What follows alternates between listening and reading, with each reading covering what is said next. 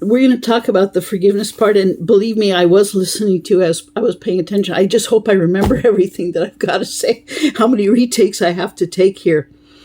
As far as forgiveness is concerned and taking I'm getting there. I promise I'm getting there. Taking responsibility, forgiveness, I'm clumping it all. I'm putting it all in one pile. Areas where I had failed, areas and bad decisions. People say, well, are you going to own up to it? Darling, I just did that. I just did that in the last, where I was opening the book, and I'm going to continue as different things come to my memory. I'm not always aware, but certainly to take responsibility. That's the code. We got to obey the code, pirate code. That as different things come to my memory, certainly to hand that and to continue to hand that over to God. And now I'm going to do something a little bit different here in a unique Stefka style, because I'm clumping it all together. As far as taking responsibility, forgiveness, apologies, I'm kind of all putting it all in one pile. So bear with me. What I was guilty of and what was done to me. Where the question will come up sometimes, well, Stefka, and my aunt also, because I've been close to my aunt lately. And since my mom's passing, that's why I go to LA a lot. Where people would ask me, and rightly so, they would say, well, Stefka, can you also take responsibility, nicely within the code of civility? They would say, well, can you also take responsibility for your part, bad choices and decisions and things that you were guilty of and so on? Here's my answer. Listen carefully. Yes, what I was guilty of. Not what I was told that I was guilty of. What I was saying on the last Slain in the Spirit talk, when I was saying I'll be glad to lay the cards on the table if we were to talk. And there's a lot that I would like to open up, and areas that I was guilty of. I'm not going to put myself in harm's way, and where I feel where I want to protect myself, that's another issue. But there's a lot of things that if we were to talk, that there's a lot of things that I'd like to open up to. And again, I'm not always aware of everything, just like with when I was saying in the last talk about I Love Lucy and Fire and Ice and everything. But when it comes to my memory, that's the code, pirate code, to hand that over to God. Here's my answer. I will own up to my trash that I was guilty of. I will sign. I got beautiful handwriting. Look. Oh, is this it? Oh, yeah. That's my handwriting. Okay. So I will sign my trash of things that I was guilty of.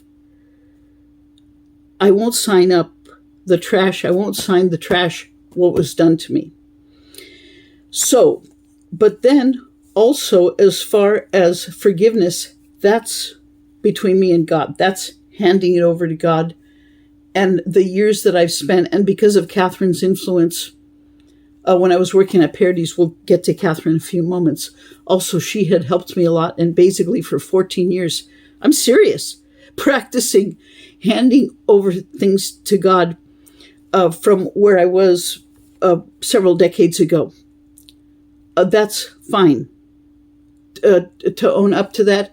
And also, yeah, we're talking about forgiveness. That's what I'm trying to say. Handing over to God. And that's one-sided. That's between me and God. And also, I'm trying to stay concentrated and focused, not to go all over the place. But on another talk, I will talk more about Verdi's opera. We got to throw opera in the mix, Rigoletto, which is a whole opera based on forgiveness, and especially with the LA Opera doing a new production of Verdi's opera Rigoletto, and the whole theme in my unique Stefka style of forgiveness, bitterness, revenge. It's all there. So, no problem. What I have a trouble with when the apology is one side, the forgiveness is between me and God. But the moment I'm told that I need to go to the other person, and there's situations that I don't want to go in harm's way, where it's a little bit of danger involved, where I don't want to do that. We're not going there. Just like in The Lion King, again, Disney example, we're not going into the elephant graveyard. Because of other situation, the last situation where I had apologized, I had owned up to my stuff in the letter in '01, and then in '02, the meeting, let's just call it the meeting. And then the apology, the denial, and then the regret. And all that came as a result of that. What's the point of apologizing if where I had done that and there was the denial and the result that came out of that? We're not going there. It doesn't matter what they did. It doesn't matter. I've been hearing that also from Rex 3 decades ago, where, if they don't forgive you, that's up to them, but you need to apologize. The apology is two-sided. The very nature of apologizing is expecting for it to be reciprocal. The forgiveness, again, handing over things to God, that's between me and God, that's one-sided. And with Catherine's help, she had helped me. And then from where I was, and where I was in here 3 decades ago, I've come a long way. And again, handing over and continuing to quote you again, when you said it's not like in the last episode, it's not like, I laughed at that it's not like putting it in a microwave and boom, press the button, you're done. No, it's been a process, and it's quite a process. So when privately between me and God, but the very nature of the very nature of me being told to apologize, it's expecting to be reciprocal. Now, if you were going to say it's past, don't talk about it, forget it, that's fine. That's fine. Then you're telling me to apologize, because I will own up to my stuff. I will take care of but I will not play politics. I will not play politics and feed anyone's ego or feed anyone's pride. In other words, I don't want to be drawn into that. If I were to apologize, she finally admitted that we were right and that Frank had her best interest, but she was in rebellion, but she was defiant. So look, she finally owned up, and fine, again, I'll own up to my stuff, but not what I was told that I was guilty of. And another thing, I got to also be reasonable also, and I thought about it, I really did, that also with the passing of so many years and stuff that had happened and all that, I have to, in my Serbian language, we have a phrase, the popustim. That means like to yield, to bend. That's fine. I'm good with that. That I have to also look at stuff and realize what's outdated. I also have to realize that that's what I'm trying to say. Outdated, irrelevant, as my mom would say, another Serbian. To je ostarilo. Baci to veze nema sa sadašnjost. That's old. To je ostarilo, baci to. Nikome se ne tiče. No one cares anymore. Doesn't it sound better in Serbian? And so, like I had said, now I got a memory block. I'm sorry, I got to take a break now. To remember expectations. That's what I'm trying to say. Bear with me. About expectations. I have to also bend and be reasonable, and to how my expectations, what I feel, how things should be that's what I was trying to say. With all of the passing of so many years, I'm not even asking for an apology. I was just asking just for you to acknowledge. But now here's where it gets a little bit tricky, because here's where it gets a little funky here. Because, and I understand, to forgive him, I know that's going to come back. If you were to say, Steph could tell me everything that had happened, lay the cards on the table from A to Z, what happened with this dude, Frank. But then after that, you'd probably say something like, good, can you forgive him? I realize and I realize it has to be unconditional. I realize that it has to be unconditional, even if we never talk again. Okay.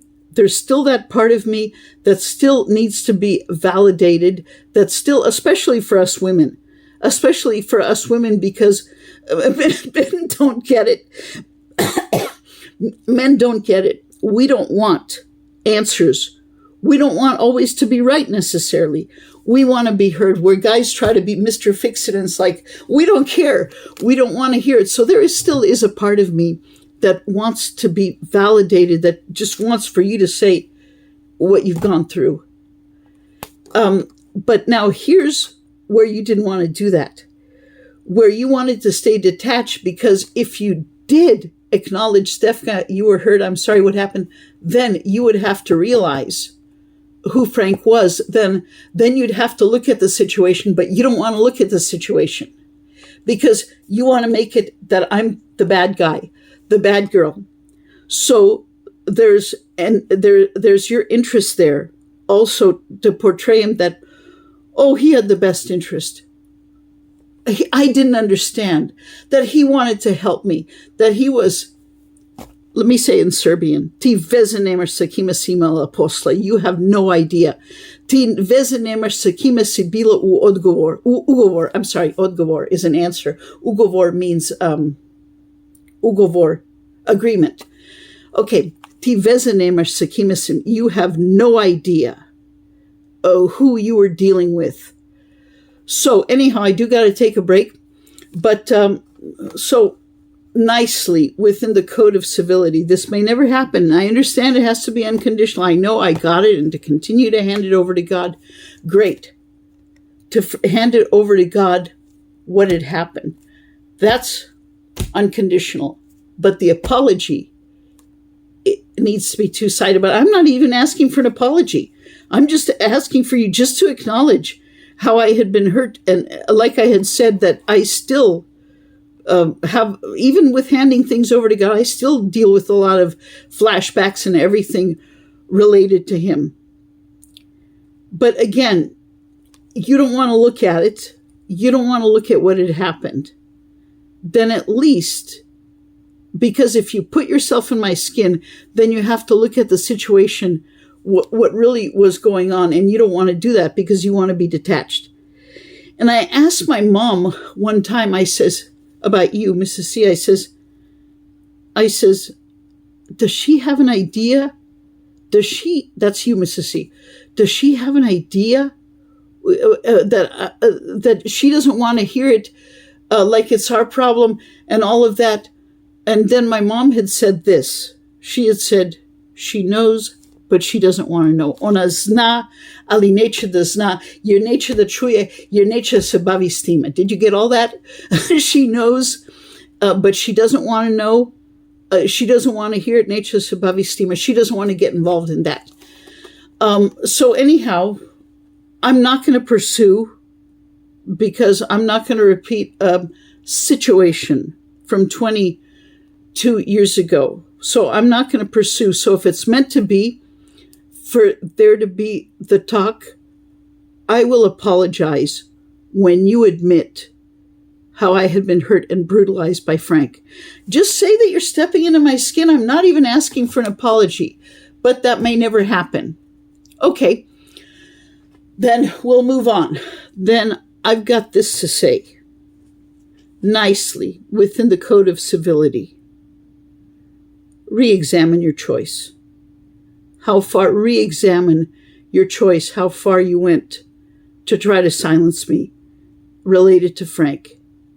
And also how far I was willing to go. It was an act of desperation. When I was crying in all that panic and all of that confusion, when I was saying, you were hurt too by him. I tried to tell you, but you didn't want to hear it. And I thought for a moment that you turned your head in all that chaos and confusion and so on, that like for a split second, I thought that maybe you finally heard. I pray that you did. But nicely within the code, and I'll finish with this, re-examine your choices. From all the setups, from all the stuff that had happened, from the situation. It was the darkness before the storm. God had blessed me in a way that I didn't expect it. That trial, that test, that provocation, because I wouldn't accept the denial. And all that came as a result of it That was on April 4th, like a bizarre April Fool's trick. '02. Less than a year, on March 14th. This is serious. If I can grab Catherine's pictures now, I'm sorry. While I'm trying to focus here. This is Catherine. This is Catherine when there's the question will come up, where was God when everything, right here. This was a move of God here. This is Catherine, who was my manager here at Paradies, where I worked at Paradies from '03 to '09. We'll talk about Catherine's influence later. But within a year, God had a plan. Within a year, on March 14th, '03, St. Patrick's Day, I was signing the papers to work at a gift shop at John Wayne Airport. I'm serious. This is a true story. And I was there for 6 years, and I learned a lot of things. And I also learned, that grew me up also about how the psychology of selling and everything. And Catherine helped me through a lot of situations here. Within a year, I was signing the papers. And I worked at Paradies Gift Shop, and Catherine would have kept me forever if it hadn't been the recession. But we still kept in touch.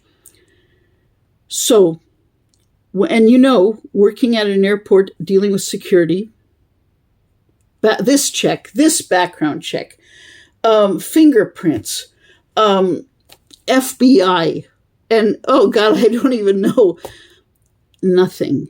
A totally clean record. Not even a police report. Not even a traffic ticket. So God helped me, and God covered me in that situation. So anyhow, I got to take a break. I'm tired. But anyhow, I will talk more and own up to more of my stuff as soon as I can remember everything that I wanted to say about. I'm there. I will get to that, about communication, also, and about connection, the different C's, and going back to Act 3 because of Catherine's influence. Right here. This is not the picture. This is a copy, so it's not very clear. But this is from the newsletter that she was gracious that she sent me when I had asked her. So, one more thing. I knew I was forgetting something here. Look at it from this point of view. About when I was talking about the connection, and also when I was talking about, and we'll get to that, I promise I'll continue to get into that, at the Disneyland Hotel, about the connection, about how things are interconnected, that you can't separate. Oh, I knew I was forgetting something. When it was the episode of I Love Lucy, I didn't finish my sentence, what I was trying to say. I was trying to say, and people tell me I did a good job imitating Lucy. You have some splaining to do. Where she pulled, I hope I can say this right, the chassis out of the TV when she got into the TV to do that commercial on the first part. And then Ricky says, come on out of there, come on out of there. And then she comes out of there, and then he says, where's the chassis? She says, all in one piece? Yeah, all in one piece. Ooh. And then he says, what's wrong? I thought it came out one piece at a time. And then she brings that wagon that, and you can see, and then that's when it kind of, I put it together that it's one unit. That's what I was trying to say, that it's one unit. And to look at it from this point of view, and again, I'll repeat all of the things about connection and about communication. And again, I'm trying to keep things simple. Otherwise, I'll be all over the place. But also when I was talking about in the last speech, how, again, the way you are with one, you are the other. Another example of the fragrances that and I was using this example at the Disneyland Hotel when I'm constantly at Sephora, every opportunity that I have all the time, and trying on new fragrances and seeing what's new.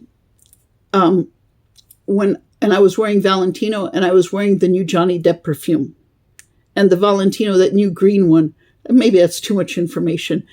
But when I was filming in all the towers, it's like whether I was going in the Frontier Tower, whether I was going in the Fantasy Tower, whether I was going in the Discovery Tower, the fragrance that I was wearing doesn't change. So, and I'm aware of that. I will get into that, where also I had to also look, I admit it, that I had to look at my fragrance, just like the way I am with the fragrances that I wear, that I had to look at also the energy and how it's all connected,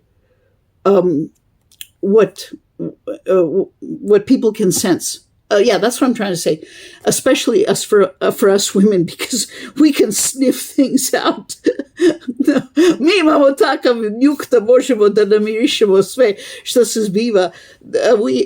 a the nose that we can smell everything, what's going on, and I own up to all of that. So looking at it from that point of view, look at it from the point of view where Frank was stirring up the pot for hours and creating resentment and everything, and then to go to your meeting and everything, and how much that was creating in the whole atmosphere and the whole energy, how much chaos and confusion that was, and how much anger and resentment that was creating where he was stirring the pot. And also one more thing as far as pictures, and I'm almost done. As far as photography, look at it also from the point of view, nicely within the code, to tell you why pictures are so much in my heart and in my soul. Whether it's the pictures that I've downloaded, and also looking at the pictures, like I had said over the year, that has diffused a lot of anger, because seeing you differently, whether it's your pictures, whether it's Catherine that was so gracious that sent me the pictures and allowed me to take the pictures of the store, whether it's Costco. I was just there. I was just there showing the manager the pictures of the Christmas decorations. And also, I have a wonderful, wonderful relationship with Costco. They love me and I love them. And also, I just talked to the manager, and we were just, I just posted it all on Google Maps, by the way. You can see it if you just go on Costco Fountain Valley. You can see all of my pictures. Please, I want you to enjoy it. And also my recent trip to downtown Disney. I posted a lot today on my YouTube page. And also my trip to LA, where I finally got daring. I finally went there as a tourist. And all the pictures that I posted, obviously a Walt Disney Concert Hall of the Music Center, because that got me into opera as a 17-year-old. Now I remember what I wanted to say. That got me into opera. And also Disney Concert Hall, Grand Central Market, and it's interesting in this society, especially, how everyone takes pictures of everything. It could be a piece of dirt on the floor. It could be a piece of dirt on the floor or a piece of grass, and someone will take a picture, and then I'll get a notification from Google Maps to say, beautiful pictures, do you want to post it? Okay, so anyhow, one more thing. Again, seeing you differently through your series and getting to know you again and getting to know your story and everything, I was pleasantly surprised, with all the stuff that has happened. I'm going to try to finish with this. All the stuff that has happened and all the insanity, but we were friends at one time before Frank had broken up the friendship. But I was deeply moved and touched that you almost got into opera, that we have something. I'm serious. I couldn't believe it. And also, I often jokingly say that I do what you do. I do, but I do it an octave lower and in several languages. As far as singing, that moved my heart deeply. And also where, again, I'm no soprano. My best notes are F, below, middle C. And when I sang La Donna Immobile, I was able to hit that, I think it was the G flat. I can go to B. That's so you have an idea where my voice is. So that we have a lot in common as far as singing. I tried to sing along with you. I couldn't.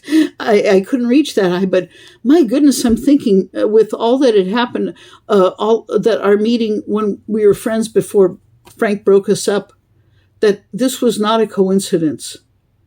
And also, and I'll finish with this. I'm almost done. I promise. If Frank had not been so influential in the pictures and created all the chaos and rage and resentment and everything, again, we would not have agreed with everything. I understand that.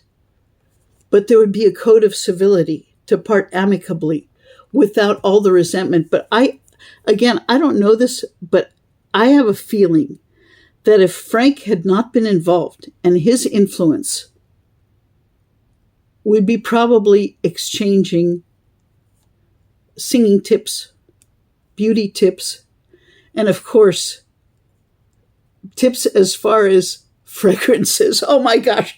I'll be here all night talking about the fragrances, but like I had said, if that had not been a situation with Frank, we would have parted amicably. Oh, that's another thing. When I asked my friend Al Rogers, when I had said, would we have still parted even where we don't agree about Slain in the Spirit and the movie and everything?